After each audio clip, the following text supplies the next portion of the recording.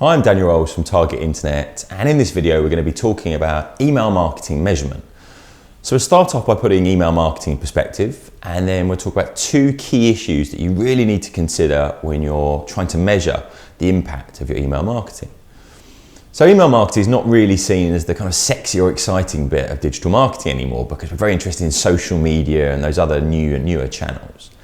But actually, in reality, email marketing can be really effective, and actually most of the studies show that the two key channels that have the best return on investment are normally search engine optimization and email marketing. But there's a big difference between doing email marketing well and doing it badly, and a lot of email marketing is done badly. It's just shouting out sales messages, and we just ignore these kind of emails now. Now, when we're measuring, we want to look at what impact our email marketing is actually having.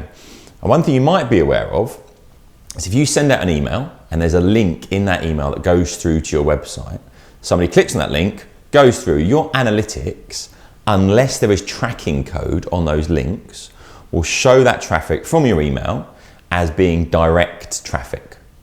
So let's talk about what tracking code is and what direct traffic is.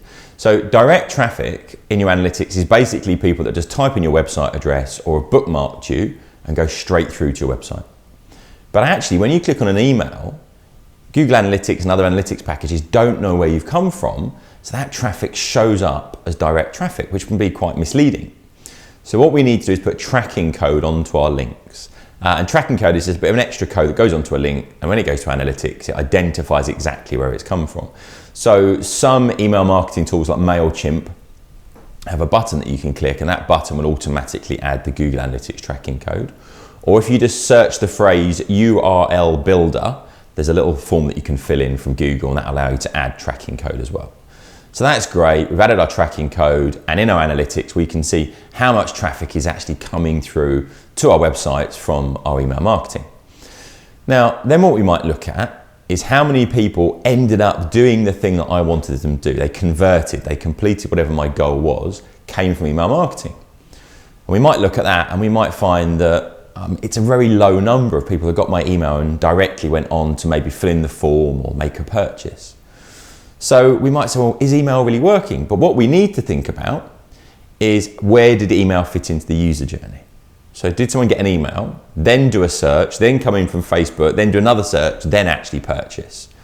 Email is still part of that user journey.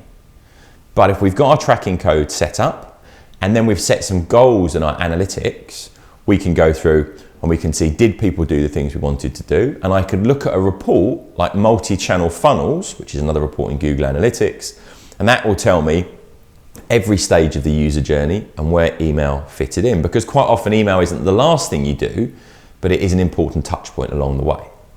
Now that's fine, that's a fairly straightforward way of going through and analysing your email marketing, but there's also a real change in behaviour that we need to consider.